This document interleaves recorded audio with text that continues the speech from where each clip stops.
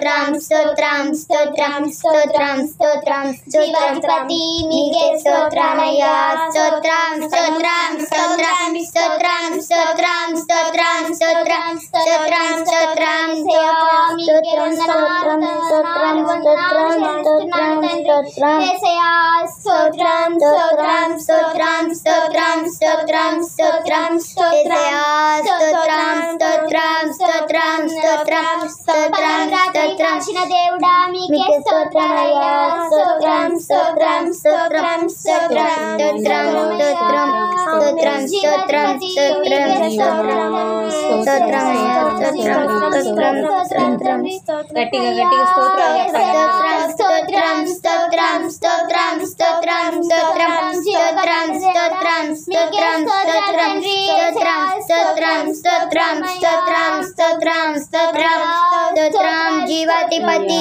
నీకే స్తోత్రాలయ్యా స్తోత్రం స్తోత్రం స్తోత్రం స్తోత్రం తండ్రి స్తోత్రం స్తోత్రం స్తోత్రం స్తోత్రం స్తోత్రం స్తోత్రం స్తోత్రం స్తోత్రం స్తోత్రం స్తోత్రం స్తోత్రం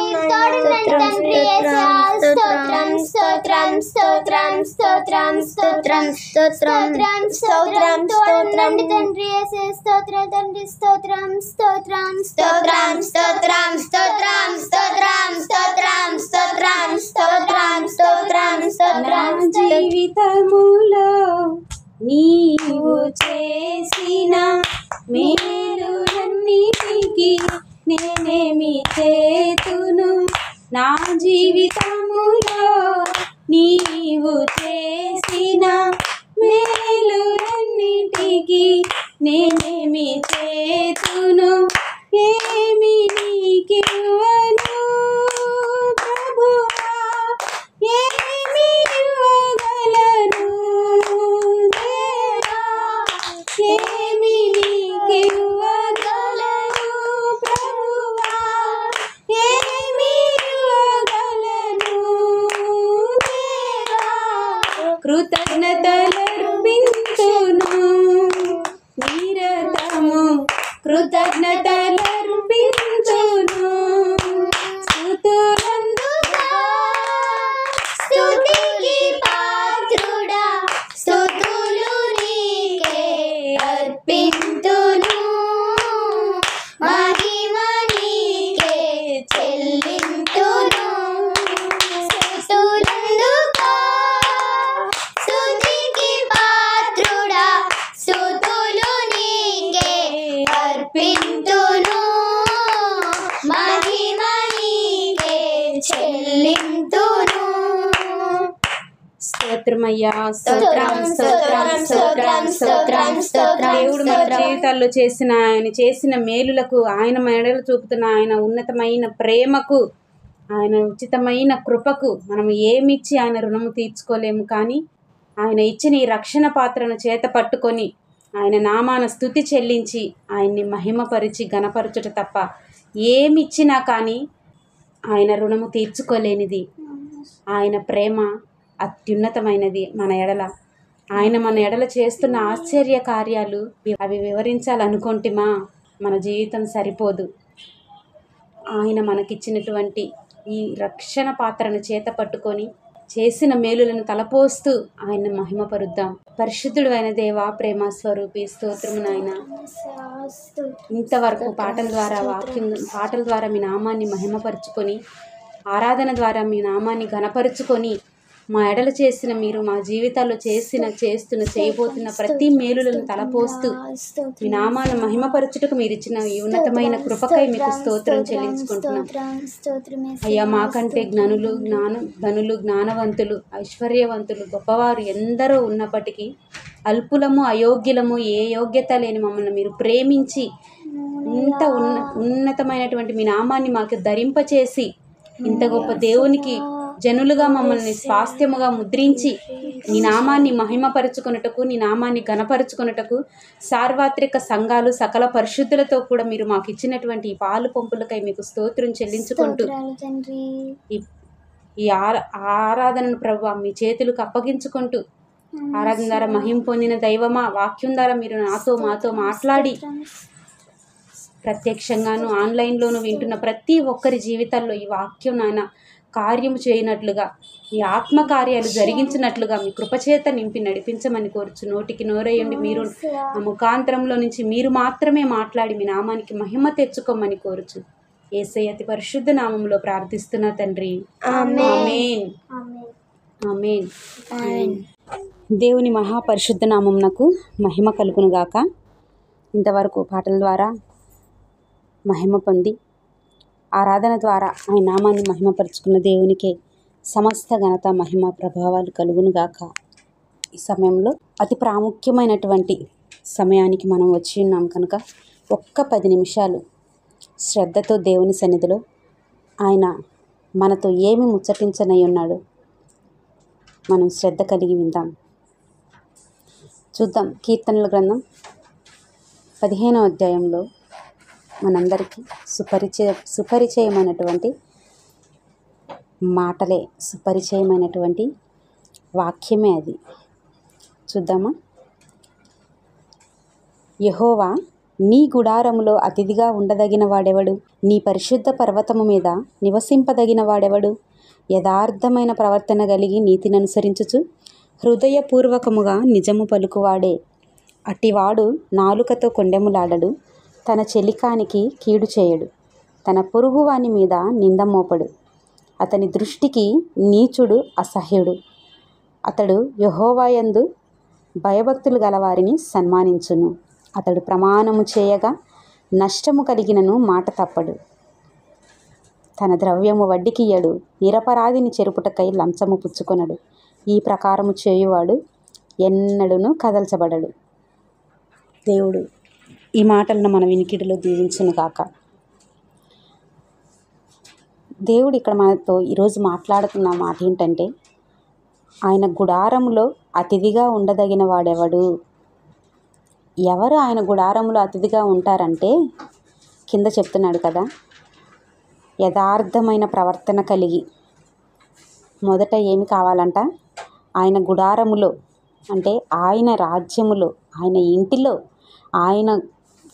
ఆయన మనస్సులో ఎవరుంటారంటే ఆయన పరిశుద్ధ పర్వతము మీద నివసింపటానికి యోగ్యులు, నివసింపటానికి అర్హత కలిగిన వాళ్ళు ఎవరు? ఇప్పుడు మనం ఒక స్టేజ్లో ఉండాలంటే ఆ పదవికి కావాల్సిన అర్హత ఆ వ్యక్తికి ఉండాలి. ఒక సీఎం అవ్వాలన్నా, ఒక ఎమ్మెల్యే అవ్వాలన్నా, ఒక సీఎం అవ్వాలన్నా, ఒక ప్రధానమంత్రి అవ్వాలన్నా, రాష్ట్రపతి అవ్వాలన్నా దానికి కావాల్సిన అర్హతలు కొన్ని ఉంటాయి. ఆ అర్హత ఆ వ్యక్తి కలిగి ఉండాలి. నేను వెళ్ళిపోయి సీఎంని అయిపోతానంటే అవ్వదు కదా. ఆ సీఎం అవ్వటానికి కావలసిన అర్హత, అనుభవ జ్ఞానం ఇవన్నీ ఉండాలి. డబ్బు ఉంది కదా అని సీఎం అయిపోతామంటే అవుతామా? అవ్వము. అర్హత ఉండాలి.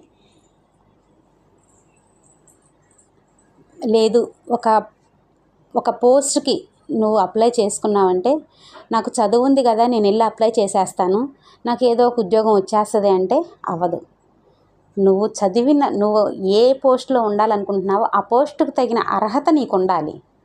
ఆ అర్హత నీకున్నప్పుడే నువ్వు దానికి తగిన అర్హత నీకున్నప్పుడే నువ్వు ఆ పోస్టుకి అప్లై చేసుకుంటే అర్హురాలిగా ఎంచబడతావు, దానిలో నువ్వు నియమించబడతావు. అట్లాగే దేవుని సన్నిధిలో, ఆయన గుడారములో, ఆయన ఇంటిలో మనము నివసింపాలంటే, ఆయన ఇంటిలో మనం అతిథిగా ఉండాలి అంటే అతిథిని మనం ఎంత గౌరవిస్తాం కదా, అతిథి మర్యాదలు అంటారు. మన ఇంటికి ఎవరైనా గెస్టులు వస్తే వాళ్ళకి చేసే మర్యాదలు భూమి మీద ఎవరికి చేయమన్నమాట. మన ఇంట్లో మనం కూడా చేసుకోము. ఎందుకంటే వాళ్ళు మనకి గెస్ట్గా వచ్చినప్పుడు వాళ్ళకి ఇచ్చే మర్యాదలు, వాళ్ళకి చేసేటువంటి ఏమంటారు సపర్యలు అనేవి కొంచెం ప్రత్యేకంగా ఉంటాయి. ఇంట్లో నిత్యం మనం చేసుకునే వాటికంటే ఆ అతిథులుగా వచ్చిన వారికి మనం చేసే కొన్ని ఆతిథ్యం అనేది కొంచెం ప్రత్యేకంగా ఉంటుంది. అలా మనం ఆయన ఇంటిలో ఉండాలి అంటే మొట్టమొదటిగా కావాల్సింది ఏంటంట, ఎవరు నీ గుడారంలో అతిథిగా ఉంటారయ్యా, ఎవరయ్యా నీ పర్వతం మీద నివసించగలిగిన వాడు అంటే బైబిల్ చెప్తుంది యథార్థమైన ప్రవర్తన మొదట మనం కలిగి ఉండాలంట. యథార్థమైన ప్రవర్తన, యథార్థత. మనం యథార్థతను గురించి ఇంతకు ముందు కూడా మాట్లాడుకున్నాము, కొన్ని వాక్యాల్లో మాట్లాడుకొని ఉన్నాము. మనము యథార్థంగా జీవించినప్పుడు దేవుడు మనల్ని గూర్చి ఆయన పొందే సంతోషము అది మాటల్లో చెప్పలేనిది, మాటల్లో వివరించలేనిదంట. అంత గొప్ప సంతోషం దేవునికి మనం యథార్థమైన జీవితాన్ని జీవిస్తున్నప్పుడు మనల్ని బట్టి, మన యథార్థమైన ప్రవర్తనను బట్టి దేవుడు అంత గొప్పగా మనల్ని దీవిస్తాను, అంత గొప్పగా దేశంలోని జనులందరికంటే గొప్పగా నిన్ను హెచ్చిస్తాను అని దేవుడు మరొక దగ్గర మనం చూస్తాము. అట్టి యథార్థమైన ప్రవర్తన కలిగిన వాళ్ళు ఆయన ఇంటిలో అతిథిగా ఉంటారంట. ఇంకొకటి, నీతిని అనుసరించుచు హృదయపూర్వకముగా, ఏముంది అక్కడ, హృదయపూర్వకముగా నిజము పలుకువాడు. చాలా భయంకరమైనటువంటి కండిషన్స్. ఈ కండిషన్స్ మా వల్ల కాదు అసలు. ఎవరు చేస్తారండి? యథార్థంగా ఉంటామేంటి? ఈ రోజుల్లో మాట చూసి చూడనట్టు మాట్లాడుతూ ఉంటాము, చేస్తూ ఉంటాము. పట్టించుకోకూడదు అవన్నీ, లేకపోతే ఎట్లా బ్రతుకుతామండి? లైఫ్ రన్ అవ్వాలంటే, ఫ్యామిలీస్ని చూసుకోవాలంటే, చేయాలంటే ఒక మాట అటు ఇటుగా ఉంటుంది. అన్నీ మనం పోసుకొచ్చినట్టు నిజాలు చెప్పుకుంటా, నేను సత్య హరిశ్చంద్రుడిని వాళ్ళ ఫ్యామిలీ నుండి వచ్చినోడిని అని చెప్పుకుంటా ఉంటే అవుతాయా అండి అని అనేవాళ్ళు లేకపోలేదు. అవుతాయి అని దేవుడు చెప్తున్నాడు. సాధ్యమైనది, నువ్వు చేయగలిగినది మాత్రమే దేవుడు ఇక్కడ చెప్పాడు. ఈజీగా ఉండేవి నువ్వు చేయలేకపోతుంటే ఇక దేవుడు నిజంగా నిన్ను ఇలానే ఉండాలిరా అని దేవుడు గీత గీసినట్టయితే చచ్చిపోయేవాళ్ళు మనుషులు ఈ రోజుల్లో. నువ్వు అబద్ధం ఆడొద్దు, నీతిగా బ్రతుకు, నిజమే మాట్లాడు, యథార్థంగా జీవించు, నా ఇంట్లో ఉంటావు నువ్వు అని చెబుతున్నాడు దేవుడు. ఇవి చెబుతుంటే కొంతమంది ప్రబుద్ధులు అంటారు, ఇవన్నీ అనుకోవటానికి, వినటానికి, చెప్పుకోవటానికి బాగుంటాయి, కానీ రొటీన్ లైఫ్లోకి వచ్చేసరికి అవన్నీ అవ్వండి. ఏదో ఒక మాట అంటాము, చూసి చూడనట్టు పోవాలా దేవుడు కూడా అన్నట్లు చెప్తూ ఉంటారు. అది చాలా దయనీయమైన దుస్థితి. ఇంకా నీ అంత ఏమంటారు, నీకొచ్చే దుస్థితి అది మాటల్లో చెప్పలేనిది. ఇక నువ్వు చేయగలిగింది, నువ్వు ఉండగలిగినట్లే దేవుడు ఇక్కడ చెప్తున్నాడు. నీతిని అనుసరించుచు హృదయపూర్వకముగా నిజము పలకాలి. నీతిని అనుసరిస్తూ హృదయపూర్వకముగా నిజము మాత్రమే పలకాలంట. యథార్థమైన ప్రవర్తన కలిగి నీతి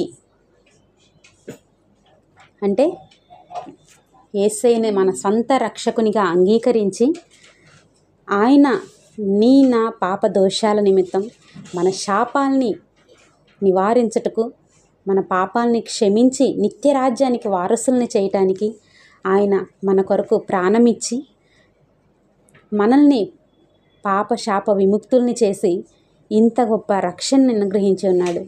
ఈ నీతిని మనం పట్టుకొని, ఈ రక్షణ అనే నీతి వస్త్రాన్ని మనము కాపాడుకుంటూ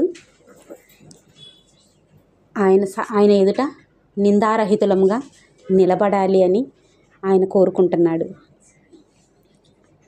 హృదయపూర్వకముగా నిజము పలుకువాడు ఆయన గుడారంలో నివసింపటానికి యోగ్యుడు.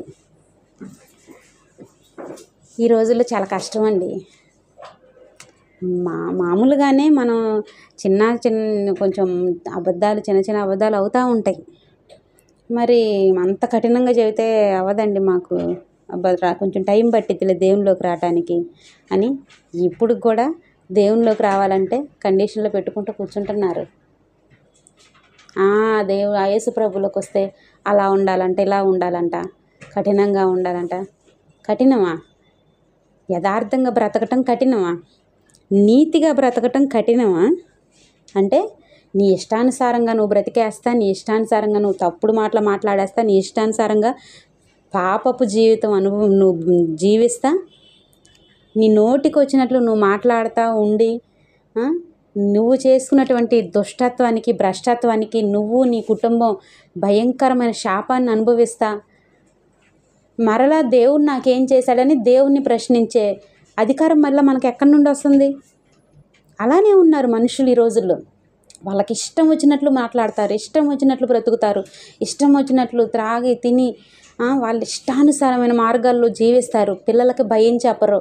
కుటుంబాల్లో ఒక దేవుని యొక్క భయం కలిగి మనం దేవుణ్ణి కలిగి ఉన్నామే, క్రైస్తవ్యంలో ఉన్నప్పుడు మన ఒక నియమం ఉంటుంది. మనల్ని బట్టి అనేకులు మనల్ని చూసి దేవుని దగ్గరికి రావాలి. మన యొక్క ప్రవర్తనే కదా, మనం మాదిరి కదా, అనేకులకి మాదిరికరమైన జీవితం మనం జీవిస్తేనే కదా ఇంకొకరు మనల్ని బట్టి దేవుని సన్నిధికి రావాలి అనేది ఏమాత్రం విచక్షణ జ్ఞానం లేకుండా క్రైస్తవులైన వాళ్ళు కూడా, దేవుణ్ణి ఎరిగిన కుటుంబాలు కూడా భక్తిహీనుల కంటే పరమ దరిద్రంగా నీచమైన దిగజారిన స్థితిలో ప్రవర్తిస్తున్నారు క్రైస్తవ కుటుంబాలు. నేను అన్యుల గురించి నేను మాట్లాడటల్లా. క్రైస్తవ కుటుంబాలు కూడా దేవుణ్ణి ఎరిగి మేము దేవునికి ప్రతిరూపాలం, దేవుడు మాకు కాకపోతే ఇంకెవరికి చేస్తాడు, ఎందుకంటే మేము అలా ఉంటున్నాం దేవుళ్ళు అంటారు. కానీ వాళ్ళ జీవితాల్లోకి వెళ్ళి చూస్తే అన్యుల కంటే భ్రష్టంగా వీళ్ళే జీవిస్తూ ఉంటారు. అన్యులకి వాళ్ళకి నిజ దేవుడు ఏంటో తెలియకపోయినా వాళ్ళు చేసే భక్తిలో చాలా యథార్థంగా చేస్తారు. వాళ్ళ భక్తిని వాళ్ళు దేవునికి పూజించే ఆ కాసేపుట్లో కూడా వాళ్ళు చాలా నిష్టగా ప్రార్థన చేస్తారు.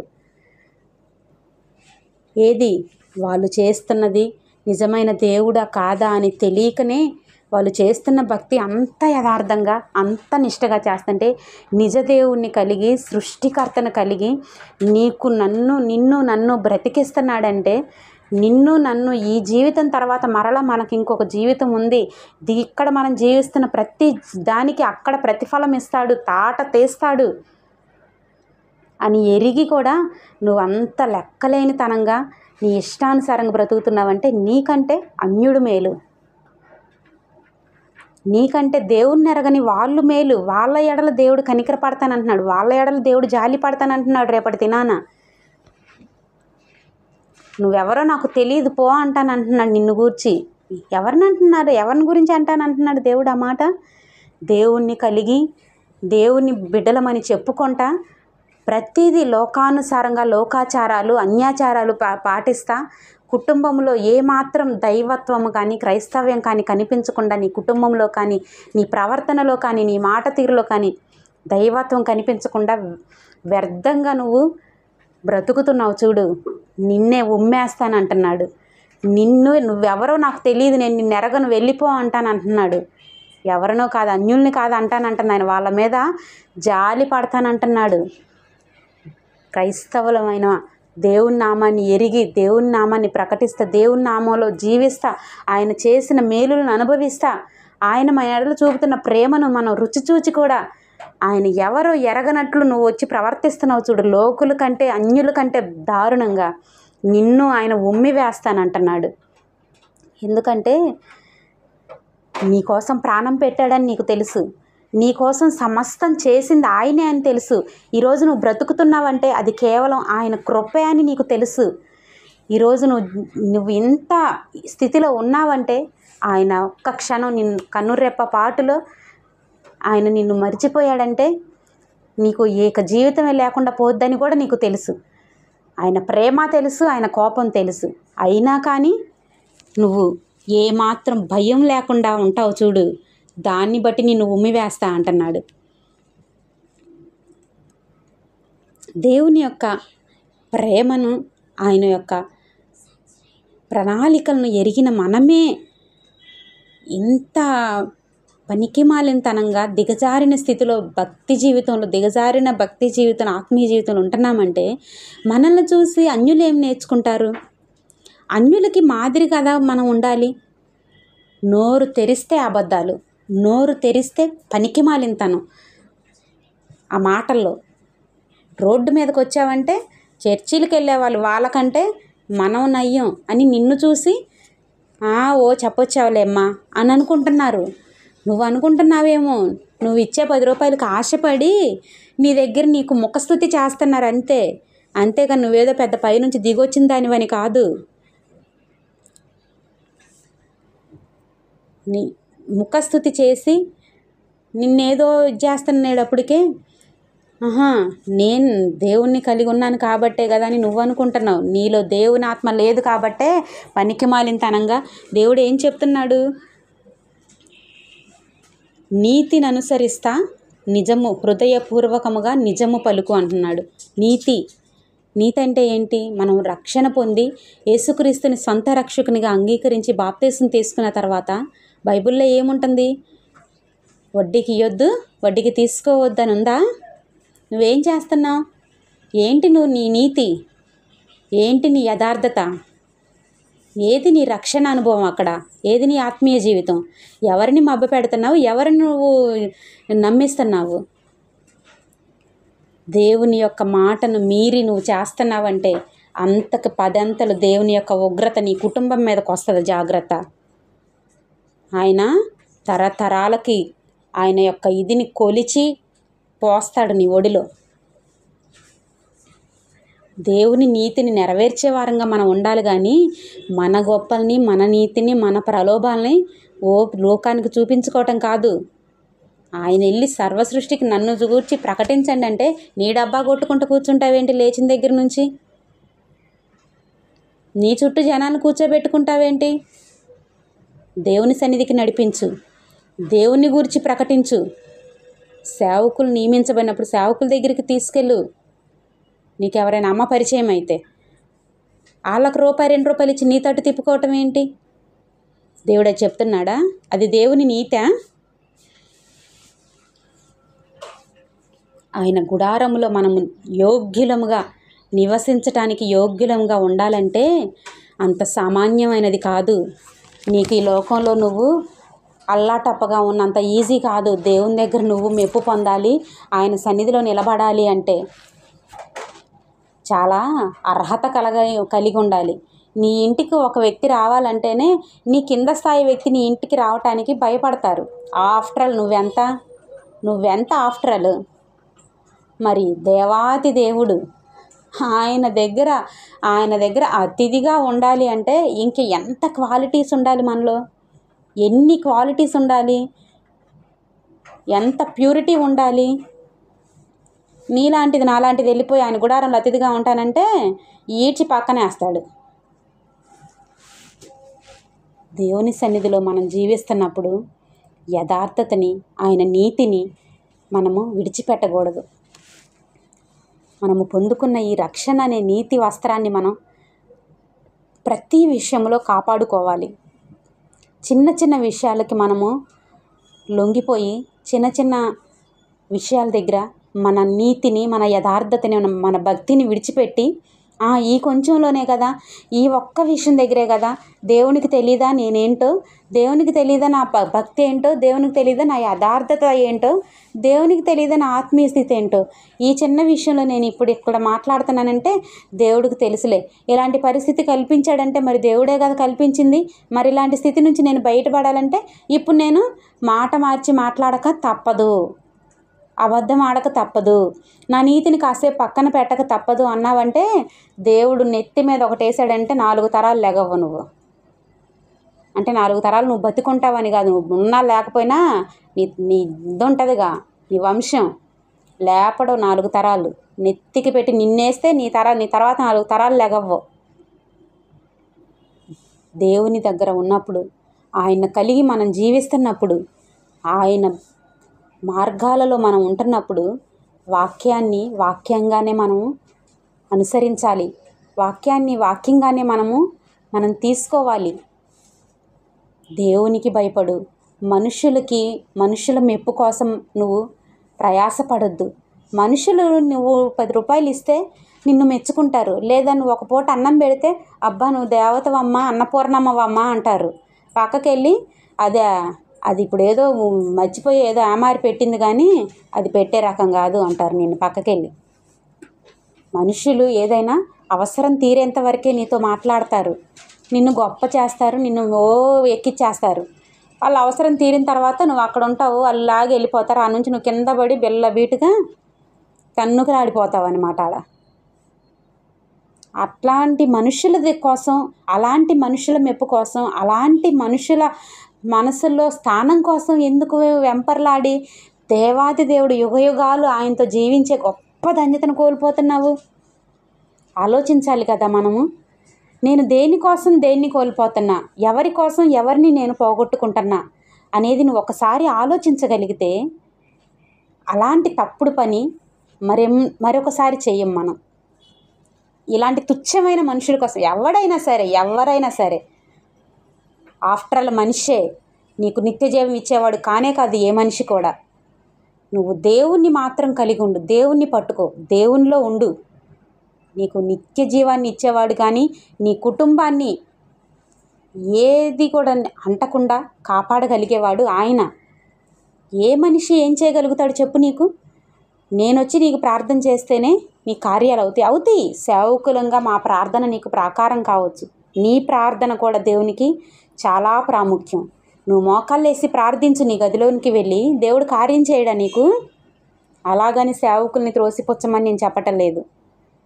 సేవకుని నువ్వు చిన్నబుచ్చిన సేవకునిగానే గౌరవించు. నీకు నియమించాడు దేవుడు నీ మీద సేవకులుగా. సేవకుల పాత్ర సేవకులదే. అలాగని దేవుణ్ణి పక్కన పెట్టి సేవకుల్ని దేవుల్ని చేయొద్దు. దేవునికి ప్రతిరూపాలు మాత్రమే సేవకులు. నువ్వు కూడా మోకరించి ప్రార్థన చెయ్యి.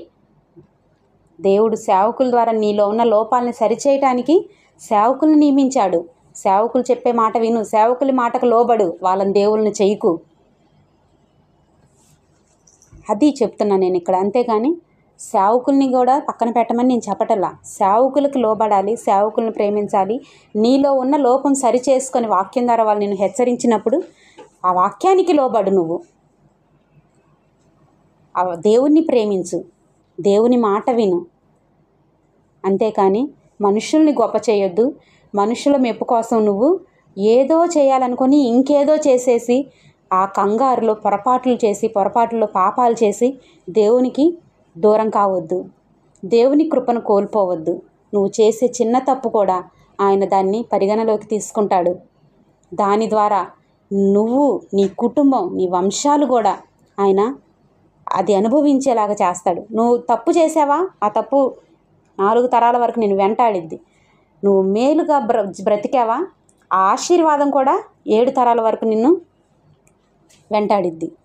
దేవుని నుంచి నువ్వు తప్పించుకొని ఉండటం అంత సామాన్యమైనది కాదు. ఆయన ఎక్కడికి వెళ్ళినా అక్కడ ఉంటాడంట. దావీదు అంటాడు కదయ్యా, నేను పాతాళానికి వెళ్ళా, సముద్రాగాధాల్లోకి వెళ్ళా, కొండల్లోకి వెళ్ళా, గుట్టల్లోకి వెళ్ళా, ఆడకెళ్ళా, ఏడకెళ్ళి ఉన్నావేంటయ్యా అక్కడ కూడా అంటున్నాడు. నువ్వెక్కడికి వెళ్ళినా, నువ్వు పొదల్లోకి వెళ్ళినా, ఇంకెక్కడికి వెళ్ళి భూమి లోపలికి వెళ్ళి గుంట తీసుకొని వెళ్ళినా ఆ గుంటలో కూడా ఉంటాడు ఆయన. ఎక్కడికి వెళ్తావు ఆయన్ని తప్పించుకొని? ఏం చేయగలవు ఆయన్ని తప్పించుకొని? ఒక అవకాశం ఇస్తున్నాడు, చూస్తున్నాడు.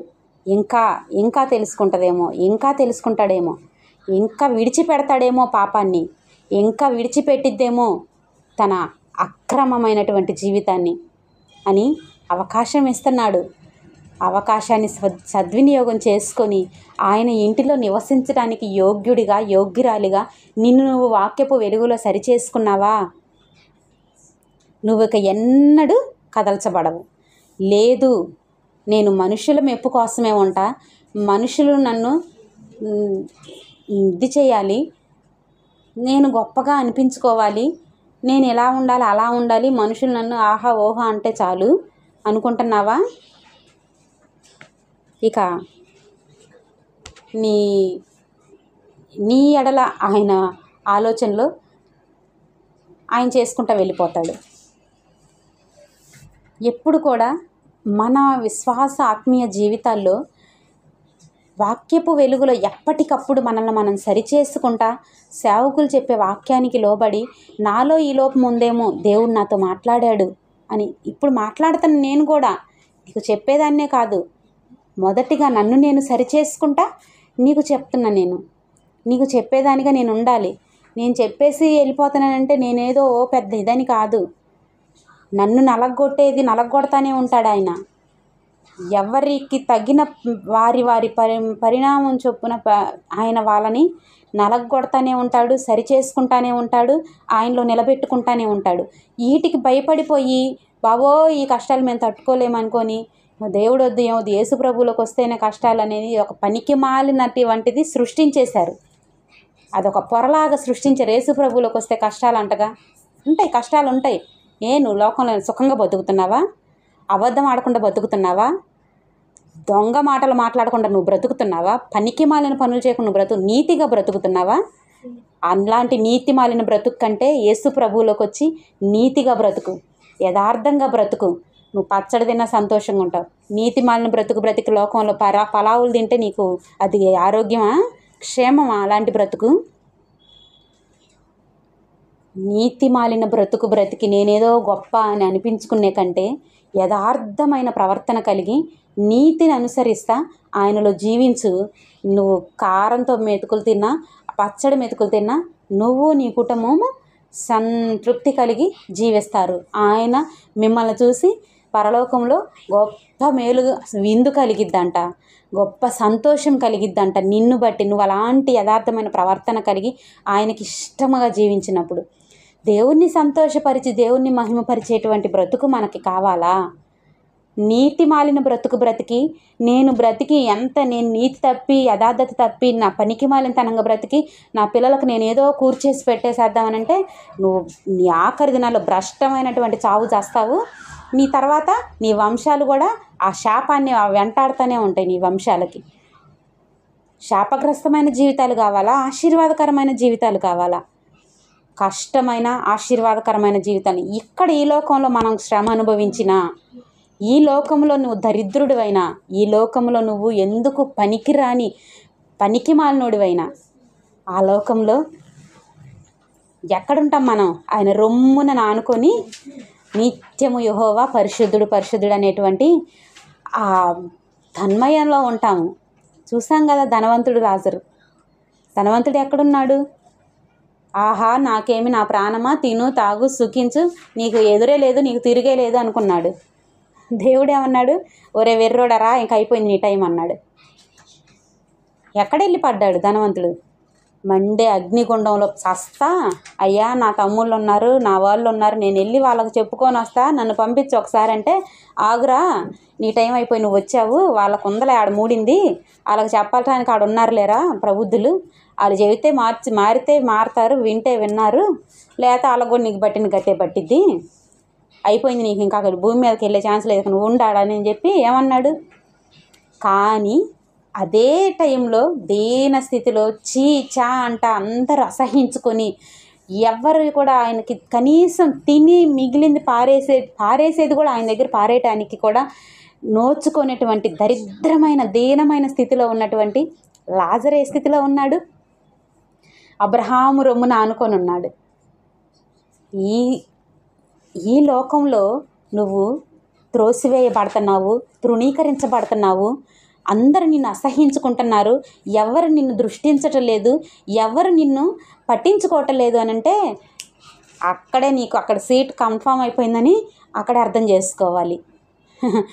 నిన్ను అందరు పొగుడుతున్నారు, పొద్దున్న లేచిన కాడ నుంచి నీ చుట్టూ మనుషులు, నువ్వు అసలు అంత గందరగోళం గజిబిజిలో అందరు మనుషుల మధ్య ఆహా ఓహో అనుకుంటా ఉంటే అక్కడ కూడా నీకు అదే దానికి తగ్గట్టు సీటు నీకు కన్ఫర్మ్ అయిపోయినట్టే. దానికి దేవుడు ప్రతిదీ మనకి బైబిల్లో చూపిస్తానే వచ్చాడు. మనం చూస్తే వినేవే, నిత్యం మనం వినేవే, చిన్నప్పుడు సండే స్కూల్ కాలం నుంచి వినుకుంటా వస్తున్నవే, అవి తెలిసినవి అయినా కానీ మనిషి బుద్ధి చాలా దుష్టమైన బుద్ధి. భ్రష్టులైపోయి మనుషుల మనస్తత్వాలు తెలిసినా వింటన్నా కూడా ఏం చేస్తాలే దేవుడని దేవుడికే ఛాలెంజ్లు ఇచ్చుకుంటా భ్రష్టులుగా జీవిస్తా భ్రష్టత్వానికి బానిసలైపోయి వాళ్ళ కుటుంబాలు శాపానికి బానిసలైపోయి ఆ శాపాన్ని మోయటానికైనా ఇష్టపడుతున్నారు, ఆ శాపాన్ని భరించడానికైనా ఇష్టపడుతున్నారు. కానీ అరే ఇంకొద్దురా ఈ శాపగ్రస్తమైన బ్రతుకు మనకి, ఇకనైనా మనం నీతిగా బ్రతుకుదాం, ఇకనైనా మనము మంచిగా బ్రతుకుదాము అని దేవుని ఆశీర్వాదాన్ని స్వతంత్రించుకోవటానికి ఏమాత్రం ఈ మనుషులు మనసులు ఏమాత్రం అట్టి రీతిగా మలచబడటం లేదు. ఎందుకంటే భ్రష్టులైపోయారు, భ్రష్టత్వానికి బానిసలైపోయారు.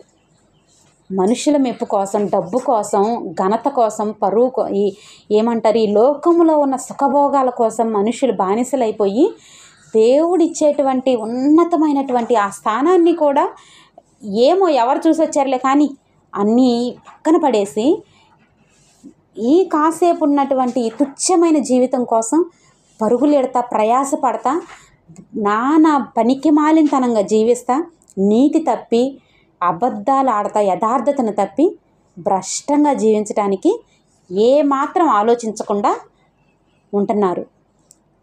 ఇలాంటి మనుషులు వచ్చి మళ్ళీ దేవుణ్ణి ప్రశ్నిస్తారు, దేవుని సేవకుల్ని ప్రశ్నిస్తారు. దేవుడు మాకు ఏం చేశాడు? ఏం చేయాలి దేవుడు నీకు? ఇంకా భూమి మీద నిన్ను ప్రాణాలతో ఉంచాడు, ఇంకేం చేయాలి? నీలాంటి భ్రష్టురాలు గురించి, నీలాంటి భ్రష్టుడి గురించి ఇంకేం చేయాలి దేవుడు? దేవుని ప్రశ్నించే అంతట దానివా నువ్వు? నీ బతుకెంత? దేవుని ప్రశ్నిస్తావా నువ్వు? ఆయన ఇంకా కనికరిస్తున్నాడు, ఇంకా నేను ఎడల ప్రేమ చూపుతున్నాడు. అదొకటి తెలుసుకొని నువ్వు విడిచిపెట్టి వచ్చావా కనికరించబడతావు. లేదా ఆయన ఇచ్చే తీర్పులో నువ్వు నిలబడితే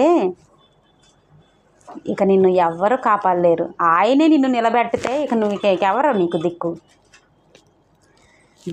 మన యొక్క భ్రష్టమైన ఆలోచనలకి, మన యొక్క దుష్టమైన నిర్ణయాలను బట్టి కుటుంబాలని, జీవితాలని పతనం చేసుకొని దేవుని మీద నేరం మోపకూడదు మనం. నువ్వెంత పనికిమాలినోడివి కాకపోతే, ఎంత పనికిమాలిన దానివి కాకపోతే నీ ఎడల నీ కుటుంబం నువ్వు అలా ఉంటావు. నువ్వేమైనా పెద్ద ఉత్తమురాలువా, ఉత్తముడివా? నీ కుటుంబం బ్లెస్సెడ్గా ఉండటానికి. బ్లెస్సెడ్గా ఉండటం అంటే తిని తాగి సుఖించటం కాదు. బ్లెస్సెడ్గా ఉండటం అంటే నా లెక్కలో అది దరిద్రం. కోరింది తింటున్నావు, కోరింది కడుతున్నావు, విచ్చలవిడిగా ఉంటున్నావు అంటే నువ్వు శాపగ్రస్తమైన బ్రతుకుతున్నావు నా దృష్టిలో. శాపం నిన్ను వెంటాడుతుంది కాబట్టి నువ్వు అలాంటి బ్రతుకులో ఉన్నావనే అంటా నేనైతే. దేవుడు లేకుండా ఏది కలిగి ఉన్నా కానీ అది శాపగ్రస్తమైనదే. దేవుణ్ణి కలిగి నువ్వు పస్తులున్నా కానీ నీ అంతటి ఆశీర్వాదకారులు ఉండరు ఇక భూమి మీద. దేవుడు లేకుండా ఎందుకు? నీకు ఏదుండి ఏం ప్రయోజనం? నువ్వు చస్తే ఎక్కడికి వెళ్తావు దేవుడు లేకుండా నీకు అంత కలిగి? నా మట్టుకైతే దేవుడు లేకుండా నాకు పంచపక్ష పరమాణాలుండి సకల ఐశ్వర్యాలు ఉన్నా కానీ నేను దరిద్రురాలనే, శాపగ్రస్తురాలనే. నేనైతే అదే అనుకుంటాను. అయ్యా, నాకు ఏది ఉన్నా లేకపోయినా నువ్వున్నావు చాలు. సర్వ సృష్టికర్త నా తండ్రి, ఆయన నా పక్షాన ఉన్నప్పుడు నాకేం కావాలి? ఇంకా అసలు నాకు ఏదైనా అవసరం అయితే వెళ్ళి మోకాళ్ళు వేసి ఆయన దగ్గర ఏడుస్తా, అయ్యా నాకు ఇది కావాలని. నా తండ్రి నాకు ఇస్తాడు చాలు నాకు ఆ లైఫ్.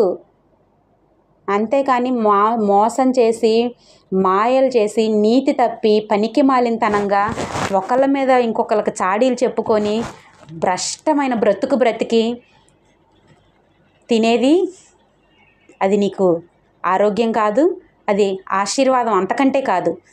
నువ్వు శాపగ్రస్తుడివై అలాంటి బ్రతుకుతున్నావనే నేను అంటా. దేవుణ్ణి కలిగి నీతిగా యథార్థంగా జీవించు. నీకు ఏదైనా అవసరమా వెళ్ళి ఆయన సన్నిధిలో మోకాలేసి ప్రార్థన చేయి. ఎందుకు ఇవ్వడు దేవుడు? మాట తప్పేవాడు ఆయన? నీలాంటి నాలాంటోడు ఆయన?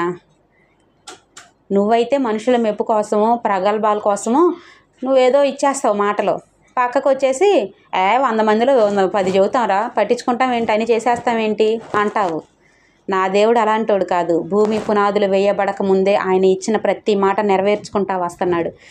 నేను మాట తప్పుడుకు నరుడు నీలాంటోని కాదు నేను అంటున్నాడు. అంటే మనుషులు కుక్క బుద్ధి దేవుడికి తెలిసే వీళ్ళు మాట తప్పే రకాలరా, నేను మాత్రం అలా ఉండకూడదని ఆయన చెబుతున్నాడు. నేను మాట తప్పుటకు నీలాంటివాడిని కాదు. నేను మాట ఇచ్చి దాన్ని నెరవేర్చుకుంటకు నేను ఎంత మాత్రం మనిషిని కాదు. భూమి పునాదులు వేయబడక ముందు ఆయన ఏదైతే వాగ్దానాలు చేసుకుంటూ వచ్చాడో ప్రతిదీ నువ్వు ఆయన సన్నిధిలో మోకాళ్ళేసి అడుగు, ఆయన ఇస్తాడు. ఆలస్యం అవుతాయి ఎందుకు? నీ భక్తి జీవితాన్ని బట్టి, నీ ఆధ్యాత్మిక జీవితం ఎంతవరకు ఉందో దాన్ని బట్టి ఆయన కొన్ని సమయాల్లో నిన్ను పరీక్షించటానికి కొంత ఆలస్యం కావచ్చు. దానికే దేవుడు ఎక్కడున్నాడు, దేవుడు నన్ను విడిచిపెట్టేశాడు, దేవుడు వచ్చి చేసేటప్పటికే జీవితాలు ముగిసిపోతాయి, అవన్నీ అనుకుంటా కూర్చుంటే అవ్వలే ఈ రోజుల్లో అనుకొని ఉన్నావనుకో, దేవుని ఆశీర్వాదాలని నువ్వు కోల్పోయినట్లే. దేవుని సన్నిధిలో మనం నివసించటానికి యోగ్యులంగా ఉండాలంటే యథార్థంగా ఉండాలి. మనం యథార్థత ఏంటంటే ఆయన వాక్యాన్ని మనం వాక్యానుసారంగా జీవించాలి. వాక్యాన్ని వాక్యంగా మనం తీసుకోవాలి. నీతిని అనుసరించి మనము జీవించినప్పుడు నిశ్చయంగా ఆయన సన్నిధిలో మనము ఉండటానికి యోగ్యులంగా ఎంచబడతాము.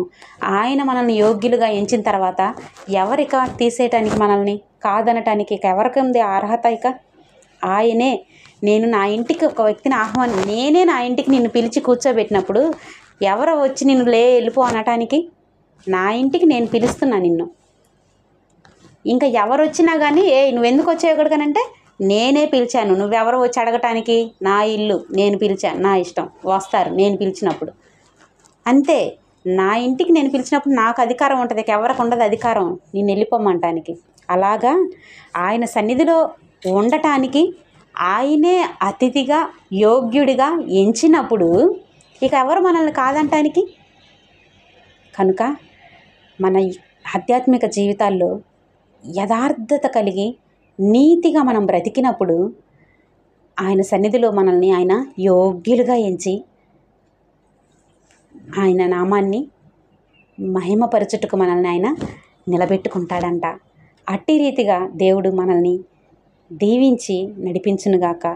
మన ఆధ్యాత్మిక జీవితాల్లో ఉన్నటువంటి ప్రతి ఆయాసకరమైన క్రియల్ని వాక్యపు వెలుగులో సరిచేసుకొని ఆయన కొరకు మనము జీవించటానికి నిర్ణయించుకున్నప్పుడు, తీర్మానం తీసుకున్నప్పుడు దేవుడు మనల్ని దాటిపోడు.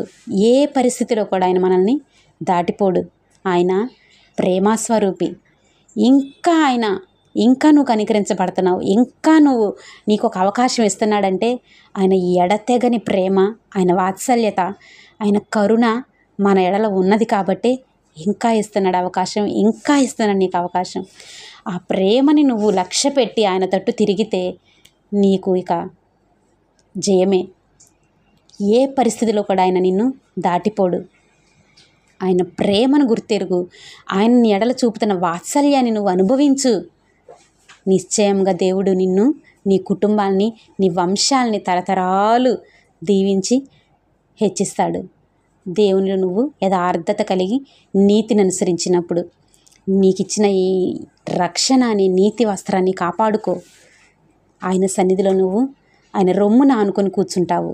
దేవుడు అటు రీతిగా మనలందరినీ దీవించి ఆశీర్వదించును గాక. ఆమేన్. పరిశుద్ధుడైన దేవా, ప్రేమస్వరూపి, స్తోత్రమయ్యా. ఈ పునరుద్ధాన దినమందు సార్వత్రిక సంఘాలు సకల పరిశుద్ధులతో మీరు మాకిచ్చిన ఈ పాలు పంపులకై నీకు స్తోత్రం చెల్లించుకుంటూ, మీరు మాతో మాట్లాడిన ఈ ప్రతి మాటను కూడా మేము విడిచిపెట్టి వారముగా కాక వాక్యానుసారముగా మా జీవితాలను సరిచేసుకొని నీ కొరకు మేము జీవించేటువంటి గొప్ప భాగ్యాన్ని, నీ గుడారములో అతిథిగా ఉండటానికి యోగ్యులనుగా మమ్మల్ని మేము సరిచేసుకొని మలుచుకొని నీ సన్నిధిలో నిలబడే కృపను అనుగ్రహించమని కోరుచు, మమ్మల్ని మా బిడ్డలందరినీ కూడా అట్టి రీతిగా మీరు మమ్మల్ని సిద్ధపరిచి నీ రాకడ కొరకు ఆయుధపరిచి అభిషేకించమని కోరుచు, ఈ పునరుద్ధానపు దీవెనలు ప్రకటిస్తూ యేసయ్య అతి పరిశుద్ధ నామంలో ప్రార్థిస్తున్నా తండ్రి. ఆమేన్. ప్రభువైన యేసయ్య కృప మీకు, మీ కుటుంబాలకు కావలి కాపాడును గాక. ఆమేన్.